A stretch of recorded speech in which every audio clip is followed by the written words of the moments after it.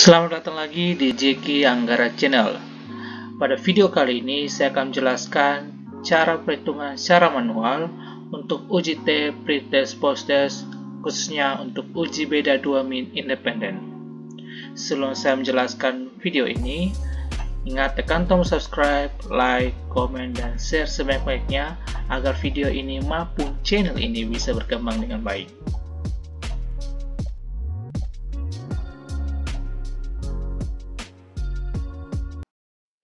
Oke, sebelum saya memberikan contoh perhitungan, saya menjelaskan sedikit mengenai uji T atau uji beda 2 min independen ini. Independent Samplability Test merupakan uji parametrik yang digunakan untuk mengetahui adakah perbedaan min antara dua kelompok bebas atau dua kelompok yang tidak berpasangan dengan maksud bahwa kedua kelompok data berasal dari subjek yang berbeda.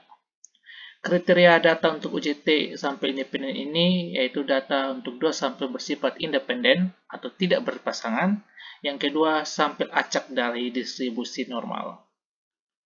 Fungsi pengujian uji T ini yang pertama untuk memperkirakan interval rata-rata, yang kedua untuk menguji hipotesis tentang rata-rata suatu sampel, yang ketiga untuk mengetahui batas penerimaan suatu hipotesis, dan yang terakhir untuk menguji layak tidaknya sebuah pernyataan dapat dipercaya atau tidak. Jadi, uji beda 2 min independen ini adalah uji beda 2 min yang tidak berpasangan atau kelompok yang tidak berpasangan. Ngerti ya? Oke. Dalam uji T, pretest, posttest, yaitu uji beda 2 min independen, itu memiliki dua rumus untuk menentukan T hitung. Yaitu yang pertama, itu disparate modality test. Jadi rumusnya T sama dengan X bar pertama dikurang X bar kedua dibagi dengan akar S pertama dikuadratkan dibagi dengan N pertama ditambah S kuadrat dikuadratkan dibagi dengan N kuadrat. Untuk rumus yang kedua yaitu menggunakan the Paul variance modality test. Yaitu rumusnya T sama dengan X bar pertama dikurang X bar kedua dibagi dengan akar N kurang 1, N1 dikurang 1 dikali S1 kuadrat tambah N2 dikurang 1 dikali S2 kuadrat dibagi N tambah N2 kurang 2 dikali dengan 1 per N1 tambah 1 per N2. Jadi ini dua rumus untuk menghitung T hitung. Jika kalau menggunakan disparate modality test, maka untuk menentukan D tabel kita menggunakan rumus yang seperti ini. Jika N1-nya sama dengan N2 dan sampelnya homogen, maka untuk mencari D tabel yaitu DK sama dengan N1 tambah N2 dikurang 2. Yang kedua, jika N1 sama dengan N2 sampel tidak homogen, maka kita mencari DK sama dengan N1 kurang 1 atau N2 kurang 1. Dan yang terakhir, jika N1 tidak sama dengan N2 dan sampelnya tidak homogen, maka kita menggunakan rumus T tabel sama dengan delta tabel dibagi 2 tambah T tabel terkecil. Delta T tabel itu diperoleh dari selisih tabel N1 dan N2. Sedangkan kalau kita menggunakan rumus T hitung the Paul variance modality test, maka untuk mencari T tabel, yaitu jika N1 sama N2 sama homogen, maka DK sama dengan N1 tambah N2 kurang 2. Dan yang kedua, N1 tidak sama dengan N2 dan sampel homogen, maka DK sama dengan N1 tambah N2 kurang 2. Dan yang ketiga, N1 sama dengan N2 dan sampel tidak homogen, maka DK sama dengan N1 kurang 1 atau N2 kurang 1. Jadi mengerti ya? Jadi misalkan rumusnya T hitung kita menggunakan ini, dan untuk mencari T tabelnya kita harus memperhatikan N1 dan N2 dan sampel ini homogen atau tidak homogen, sama seperti yang the Paul variance modality test. Oke, mengerti ya? Oke. Ada beberapa langkah dalam menguji menggunakan uji beda 2 min independen ini. Yaitu yang pertama kita harus membuat hipotesis. Yang kedua, kita menentukan min dan simpangan baku. Yang ketiga, kita menguji homogenitas. Yang keempat, kita menentukan T hitung dan T tabel. Dan terakhir, kita membuat kesimpulan. Kita langsung saja ke contoh soalnya. Berikut ini adalah data hasil belajar statistik siswa kelas melalui metode X. Di kelas eksperimen yaitu A, dan hasil belajar statistik siswa kelas melalui metode Y di kelas kontrol B. Ujilah dengan alfa sama 0,05%, apakah hasil belajar statistik mahasiswa tersebut terdapat perbedaan. Jadi ini hasil tes hasil belajar statistik mahasiswa, ini kelas kontrol. Bisa dapat dilihat ini ada sampelnya ada 10, sedangkan kelas eksperimen sini datanya ada 8. Oke, langsung kita menuju ke penyelesaiannya. Penyelesaian pertama, kita harus membuat hipotesis terlebih dahulu. Otomatis hipotesis pertama yaitu H0 sama dengan mu1 sama mu2, artinya tidak terdapat perbedaan hasil belajar statistik di kelas A, yaitu kelas eksperimen, dan di kelas B, yaitu kelas kontrol. Yang kedua, H1 sama dengan mu1 tidak sama dengan mu2. Artinya, terdapat perbedaan hasil belajar statistik di kelas A, yaitu kelas eksperimen, dan di kelas B, yaitu kelas kontrol. Setelah kita membuat hipotesis, kita langsung ke tahap berikutnya, yaitu kita menentukan min dan simpangan baku. Oke, tadi ada sampelnya, ini kelas eksperimen, yaitu saya buat yaitu XA, dan kelas kontrol itu XB. Jadi, data yang kelas eksperimen itu ada 8 sampel, dan jumlah X itu jumlah kelas eksperimen data dari 8 ini adalah 1046. Sedangkan untuk kelas kontrol yaitu XB ada 10 sampel, dan ditotalkan hasilnya 1270. Lalu kita mencari min, ya. Minnya itu kita dapat peroleh dari sigma A sama dengan XA dibagi N. Jadi jumlah sigma XA untuk kelas eksperimen itu 1046, dan jumlah sampelnya ada 8, sehingga 1046 bagi 8 hasilnya 130,75. Jadi pengertian mencari nilai rata-rata untuk kelas eksperimen. Untuk kelas kontrol sama juga, yaitu X bar B sama dengan XB dibagi N. Jumlah XB itu 1270, dan N-nya itu ada 10 sampel. Jadi 1270 dibagi 10 hasilnya 127. Ini mengerti ya cara menentukan min. Selanjutnya kita mencari simpangan baku untuk kelas eksperimen maupun kelas kontrol. Kalian bisa lihat di tabel berikutnya atau kolom berikutnya di samping XA dan XB di sini. Di sini rumusnya X kurang X bar A dikuadratkan. Ya otomatis saya berikan contoh sampel pertama untuk kelas eksperimen. Jadi 96 dikurang X bar yaitu 130,75, hasilnya berapa, dan langsung dikuadratkan. Jadi 96 dikurang 130,75 hasilnya berapa, baru dikuadratkan. Dan hasilnya 1207,56. Jadi saya ulangi, untuk memperoleh X kurang X bar A dikuadratkan yaitu 96 dikurang 130,75 hasilnya berapa, baru dikuadratkan. Dan ternyata hasilnya 1207,56. Jadi mengerti ya. Jadi semua sampel untuk eksperimen kelas eksperimen itu semuanya dikurang X barnya atau rata-ratanya untuk kelas A atau kelas eksperimen, baru dikuadratkan. Setelah hasil dikuadratkan semua, lalu dijumlahkan semua, dan hasilnya 5239,5. Jadi itu hasilnya. Sedangkan untuk kelas kontrol juga sama seperti itu. Saya berikan contoh untuk sampel yang pertama, 97 dikurang 127 hasilnya berapa, baru dikuadratkan. Ya, 97 kurang 127, misalkan 97 kurang 127 hasilnya 30. 30 dikuadratkan hasilnya 900. Jadi begitu ya. Semuanya setelah itu dibuat dari sampel 1 sampai 10, ternyata hasilnya 32.000 0,54. Jadi totalnya seperti itu.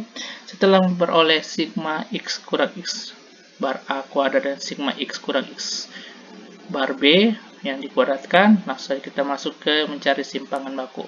Ya, simpangan baku untuk kelas A eksperimen itu XA, yaitu sigma X kurang X bar A dikuadratkan per N kurang 1.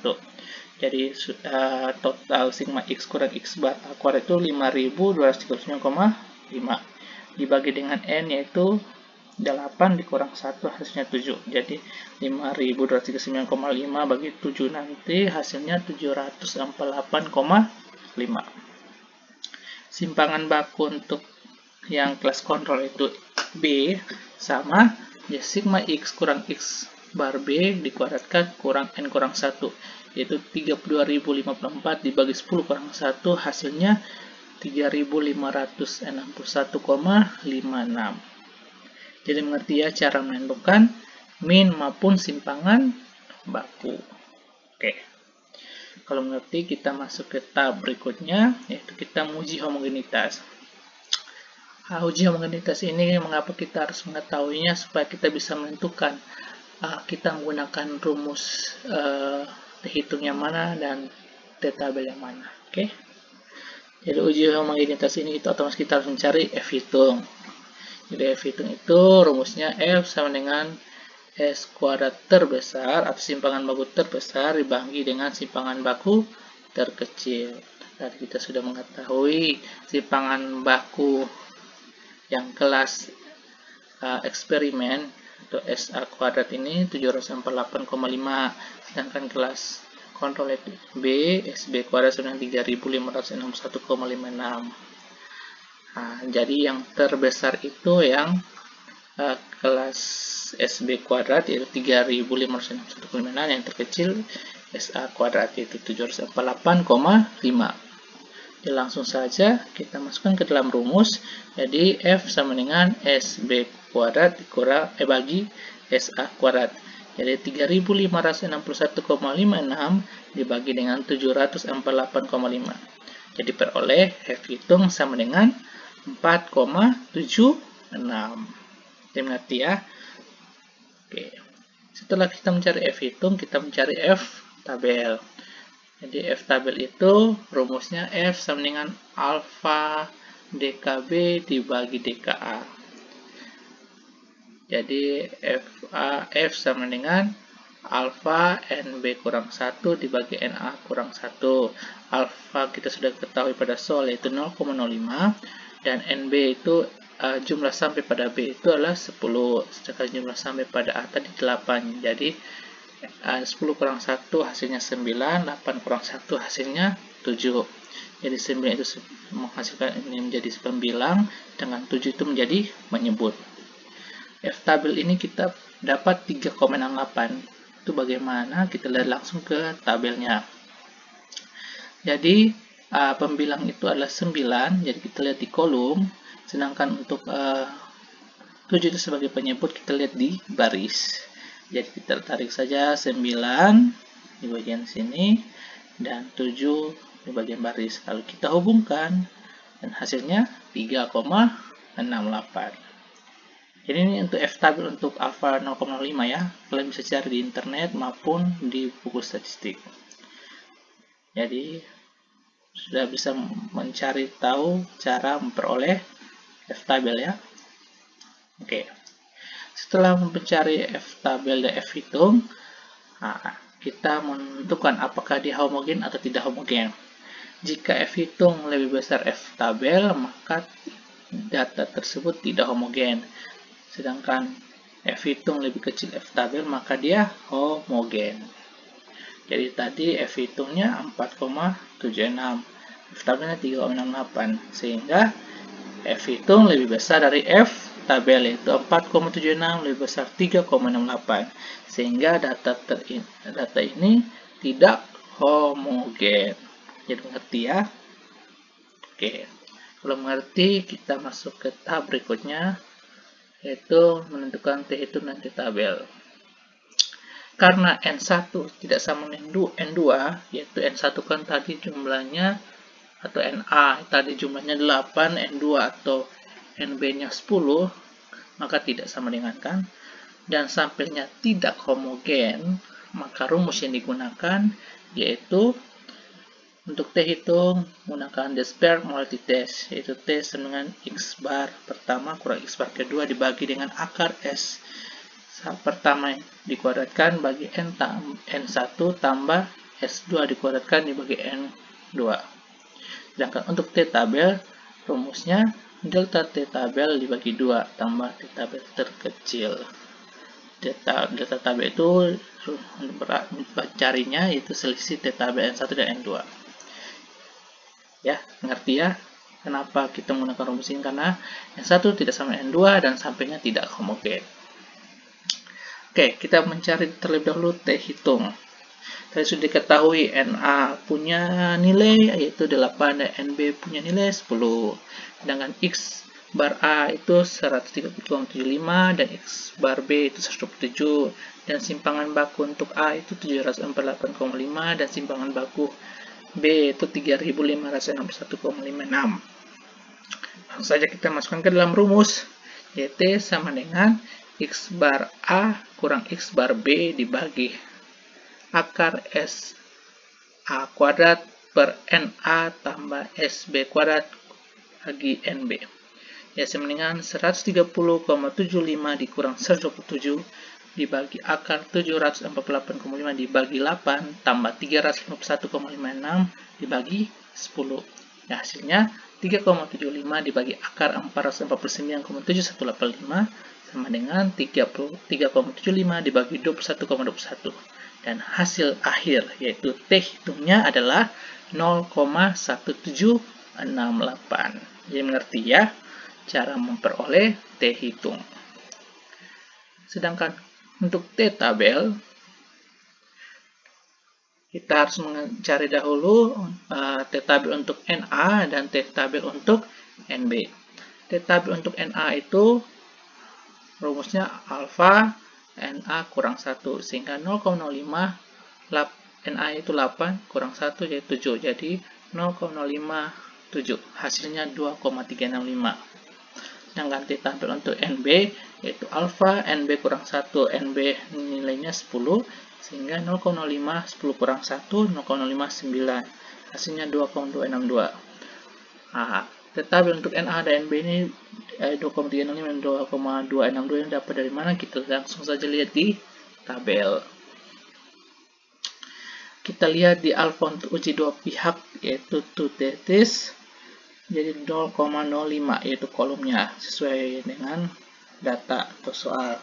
Sedangkan T tabel untuk kita lihat pertama, T tabel untuk Na, jadi kita lihat di baris yaitu bagian 7 dan di kolom 0,05.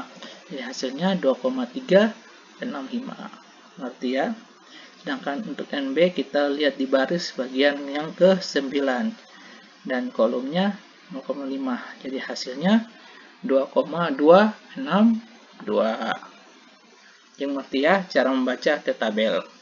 Setelah kita memperoleh T tabel untuk Na dan T tabel untuk NB, langsung saja kita mencari delta T tabel bagi 2. Delta T tabel itu adalah selisih. Jadi kita lihat selisihnya 2,365 dikurang 2,262 dibagi 2, hasilnya 0,0515. Jadi mengerti ya? Jadi delta T tabel dibagi 2 hasilnya 0,0515. Setelah kita mencari delta T tabel dibagi 2, kita masukkan ke dalam rumus untuk mencari T tabel terakhir. Tabel terakhir sesuai tadi rumusnya delta T tabel bagi 2 tambah T tabel terkecil. Delta T tabel bagi 2 yaitu 0,0515 dan T tabel terkecil yaitu 2,262. Kenapa 2,62? Kita lihat lagi di Na dan NB. Antara 2,365 dan 2,262 yang paling terkecil adalah 2,262, sehingga di sini dimasukkan plus 2,262. Dan kita jumlahkan hasilnya 2,3135. Jadi 2,3135 inilah nilai T tabel. Jadi mengerti ya mencari menentukan T hitung maupun T tabel. Oke. Kalau kita sudah mencari hitungan T tabel, kita langsung saja membuat kesimpulan. Kriterianya, jika nilai T hitung lebih besar nilai T tabel, maka H0 ditolak, sehingga H1 diterima. Sedangkan yang kedua, nilai T hitung lebih kecil nilai T tabel, maka H0 diterima, atau otomatis H1 ditolak. Tadi kita memperoleh nilai T hitungnya 0,1768 dan nilai T tabel 2,3135, sehingga T hitung lebih kecil dari T tabel, yaitu 0,1768 lebih kecil 2,3135, sehingga H0 diterima dan H1 ditolak. Oke. Sehingga kesimpulan akhir adalah tidak terdapat perbedaan hasil belajar statistik di kelas A, yaitu kelas eksperimen, dan di kelas B, kelas kontrol. Saya ulangi, dari hasil data yang tadi kita sudah tentukan T hitung dan T tabel, dan diputuskan bahwa H0 diterima dan H1 ditolak, sehingga kesimpulannya tidak terdapat perbedaan hasil belajar statistik di kelas A, yaitu kelas eksperimen, dan di kelas B, kelas kontrol. Jadi mengerti ya cara untuk menguji beda min data independen ini. Jadi kita harus mencari membuat hipotesis, menentukan min dan simpangan baku, mengetahui data ini homogen atau tidak homogen, baru kita bisa menentukan rumus mana yang kita gunakan untuk T hitung maupun menentukan T tabel. Lalu kita hasilnya kita membuat kesimpulan. Oke, mengerti ya? Oke, terima kasih sudah menyimak video kali ini dengan baik. Semoga video ini bisa membantu kalian dalam mengerjakan berkaitan dengan materi statistik atau hitungan statistik. Nantikan video-video berikutnya. Semoga video-video berikutnya juga membantu kalian dalam mata kuliah yang lain atau materi yang lain juga. Terima kasih.